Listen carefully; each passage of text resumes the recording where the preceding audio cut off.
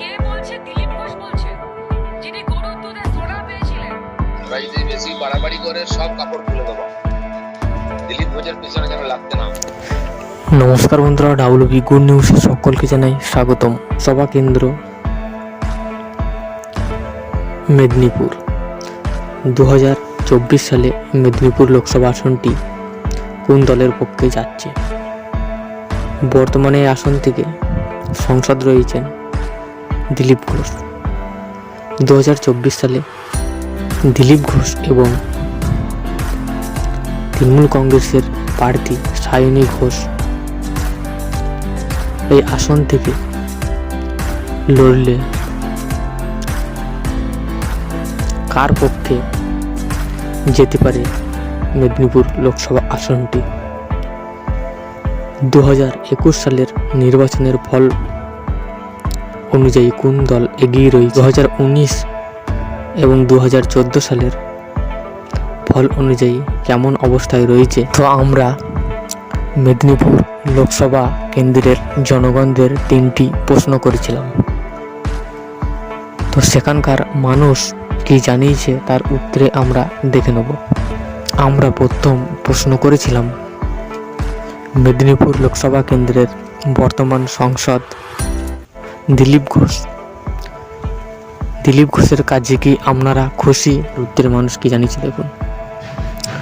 55% মানুষ বলছে না, বর্তমান সংসদ অর্থাৎ দিলীপ ঘোষ কোনো কাজ করেননি মেদিনীপুর লোকসভা কেন্দ্রে। 35% মানুষ বলছে হ্যাঁ, ভালো কাজ করেছে। এবং 10% মানুষ কোনো উত্তর দেয়নি। দ্বিতীয় প্রশ্ন করা হয়েছিল রাজ্য সরকারের যে বিভিন্ন প্রকল্পগুলি রয়েছে, লক্ষ্মীর ভাণ্ডার, স্বাস্থ্যসাথী, খাদ্যসাথী, বিনা পয়সায় রেশন, তো বিভিন্ন ধরনের যে প্রকল্পগুলি রয়েছে সেই সুবিধা কি মেদিনীপুর লোকসভা কেন্দ্রের জনগণ পেয়েছেন? তার কাজকর্মে কি রাজ্য সরকারের কাজকর্মে কি খুশি রয়েছে মানুষ? তার উত্তরে মানুষ কি জানিয়েছে দেখে নেব। 51% মানুষ বলছে হ্যাঁ, আমরা খুশি। রাজ্য সরকারের যে বিভিন্ন প্রকল্পগুলি রয়েছে তার কাজে 51% মানুষ বলতে চাইছে আমরা খুশি। 40% মানুষ বলছে না, আমরা খুশি নাই। এবং 7% মানুষ বলছে কিছু বলতে পারবো না। এবং 2% মানুষ কোনো উত্তর দেয়নি। আমাদের দ্বিতীয় প্রশ্ন করা হয়েছিল 2024-এ মেদিনীপুর লোকসভা কেন্দ্রটিতে সায়নী ঘোষ এবং দিলীপ ঘোষ দুইজনে প্রার্থী হলে কোন দল জয়ী হতে পারে? তার উত্তরে মানুষ কি জানিয়েছে দেখে নেব।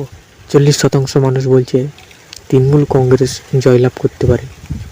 35% মানুষ বিজেপি প্রার্থী জয়লাভ করতে পারে এমনটা বলছে। এবং 10% মানুষ বলছে জোট প্রার্থী এই আসন থেকে জয়লাভ করতে পারে।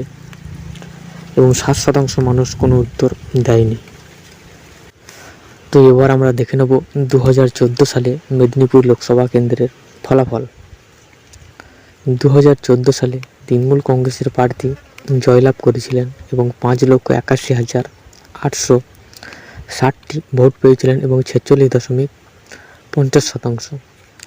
অপরদিকে সিপিআইএম প্রার্থী অর্থাৎ দ্বিতীয় স্থান ছিলেন এবং 3,95,194টি ভোট পেয়েছিলেন এবং 31.36%। -15% ভোট হারিয়েছিলেন সিপিআইএম প্রার্থী। অপরদিকে বিজেপি প্রার্থী 1,80,070টি ভোট পেয়েছিলেন এবং 14.26% ভোট ইনক্রিজ করেছিলেন এবং 9% ভোট প্লাস খেয়েছিলেন। এবং কংগ্রেস প্রার্থী পেয়েছিলেন 3% ভোট এবং 48,000। তো এই আসন থেকে জয়লাভ করেছিলেন তৃণমূল প্রার্থী অর্থাৎ 2014 সালে। 2019 সালে একদম কিন্তু ফলাফল বদলে গিয়েছিল। 2019 সালে বিজেপি প্রার্থী জয়লাভ করেছিল এবং 6,85,433টি ভোট পেয়েছিলেন এবং 48%। 34% ভোট অর্থাৎ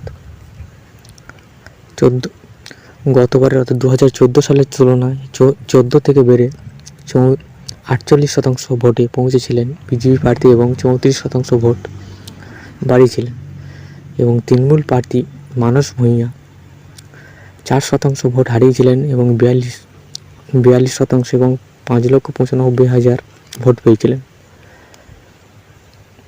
এবং দ্বিতীয় স্থান থেকে তৃতীয় স্থানে পৌঁছে যায় সিপিআই প্রার্থী এবং 31 থেকে নেমে 4% দাঁড়ায় সিপিআইএম প্রার্থী এবং 26% ভোট হারিয়েছিলেন 2019 সালে এবং কংগ্রেস প্রার্থী 2% ভোট মাইনাস পেয়েছিলেন এবং 20,000 ভোট পেয়েছিলেন। 2019 সালে বেশ ভালো ব্যবধানে জিতেছিল। 2021 সালের নির্বাচনের ফল অনুযায়ী কোন দল এগিয়ে রয়েছে? তো 7টি বিধানসভার ফল আমরা আবার দেখে নেব। দাঁতান আসন থেকে তৃণমূল প্রার্থী জয়লাভ করেছিলেন এবং 48% ভোট পেয়েছিলেন এবং 623 ভোটে লিড রয়েছে। এগরা আসন থেকে 18,000 ভোটে লিড রয়েছে তৃণমূল কংগ্রেস প্রার্থীর। খড়গপুর আসন থেকে জয় হয়েছিলেন হিরণময় চট্টোপাধ্যায় এবং 3,000 ভোটে লিড রয়েছে। কাশীপুর আসন থেকে 36,000 ভোটে এগিয়ে রয়েছে তৃণমূল প্রার্থী। মেদিনীপুর আসন থেকে এআইটিসির প্রার্থী 24,000 ভোটে এগিয়ে রয়েছে। কার্শিয়াং আসন থেকে 15,000 ভোটে এগিয়ে রয়েছে তৃণমূল প্রার্থী। নারায়ণগড় আসন থেকে 2,416 ভোটে এগিয়ে রয়েছে এআইটিসির প্রার্থী।